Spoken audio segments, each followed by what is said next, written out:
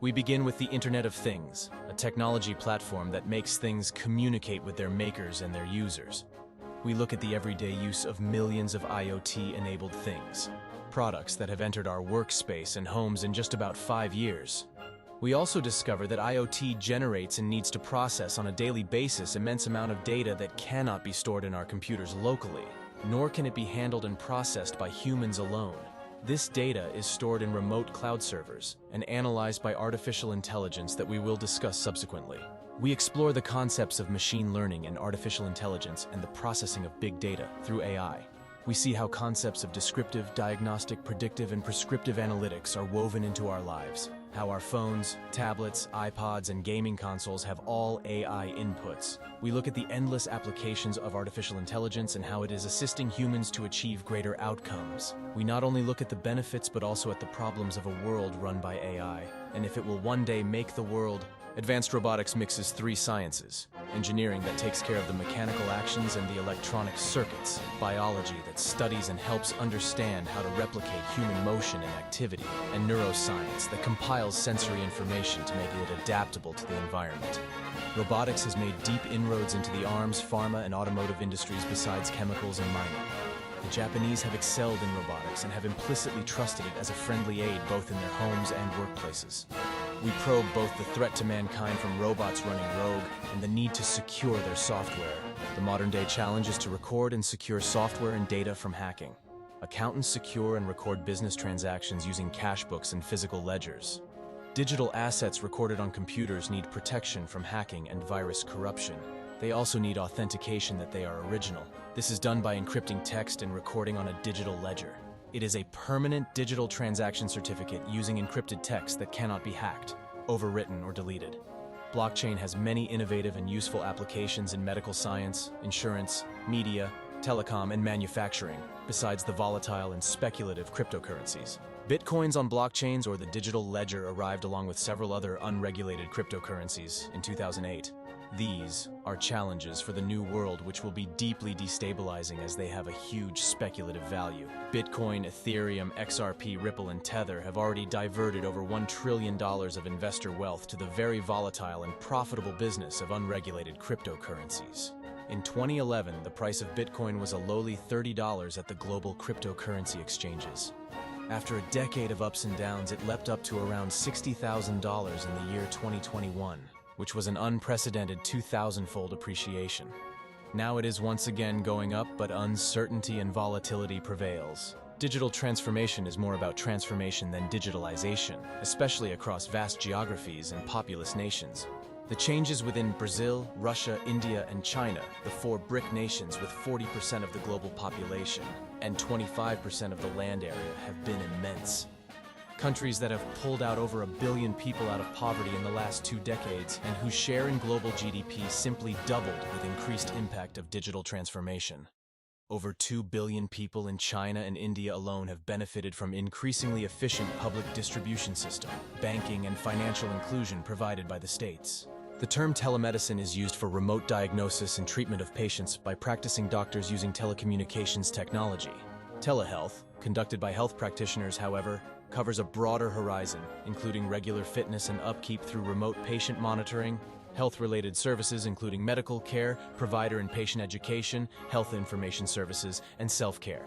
It uses multiple digital devices from audio and video conferencing equipment to smartphone-based wearables. Of late, it has been used in the US to regularly monitor the health of chronic patients to reduce insurance costs significantly. The $100 billion wearable markets was the fastest-growing segment in telehealth. In this chapter, we look at technology-aided education through internet, mobile phones, and computers that has improved content, delivery, and memory retention. We explore the 3 major impact areas of digital education. Its effect after 2020 following the pandemic when 1.6 billion students were kept out of schools in 150 nations for more than a year according to a WB report. How it helped 1/3 of the children from nearly 20 nations having internet connections benefit from online education during the period. The 3rd major benefit is the qualitative difference it has made and helped in transforming education. MetaWorld is largely a concept of a futuristic cyberspace. It comprises of virtual reality VR, augmented reality AR, mixed reality MR, and extended reality XR. Broadly speaking, the metaverse or meta-world experience will allow users to work, meet, game, collaborate, and socialize together and remotely in virtual 3D spaces. Though such a metaverse ecosystem has still to take shape, few of the blocks around which it could be woven have been in place for decades.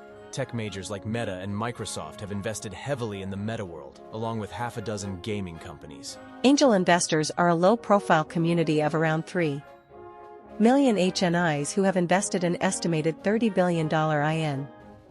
Over 100,000 startups, around $25,000 in each enterprise, across the world.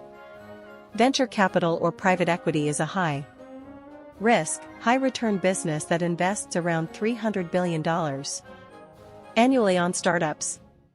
They normally pick up select startups after the initial seed funding has been done by the angel investors. Tech majors and investment banks like SoftBank and Goldman Sachs also invest in startups, either acquiring them like WA or Insta, or funding them like Uber and OpenAI.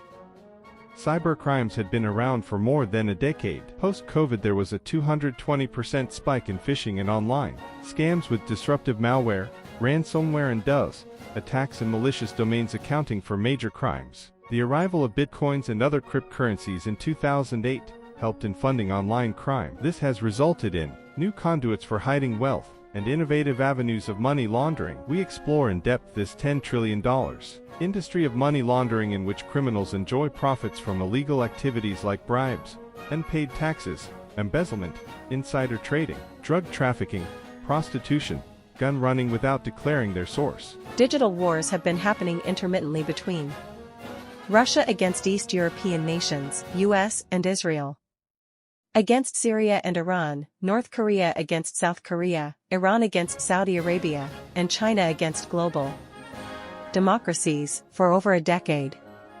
Digital wars are quite different from cyber attacks for financial gains like password theft and sale, or DDoS attacks for ransomware. These wars are conducted by nationalist or activist groups, with or without state support. They are usually of two types.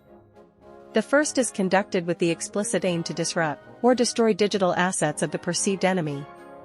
The second is aimed to spread misinformation, demoralize, or confuse. In this chapter, we discuss how millions of rubber tires are today being burnt without pollution to substitute coke in the production of green steel. Substituting coke not only reduces carbon footprint but also eases pressure on landfills. How the technology developed at UNSW became a commercial success across Australia, South Korea, Thailand, Norway, and UK. Also how they succeeded in the polymerization of waste glass and fabric to produce ceramic tiles on a commercial scale. We explore how to manage toxic digital waste without incineration and how to create a sustainable circular economy by reuse, recycle, and recovery.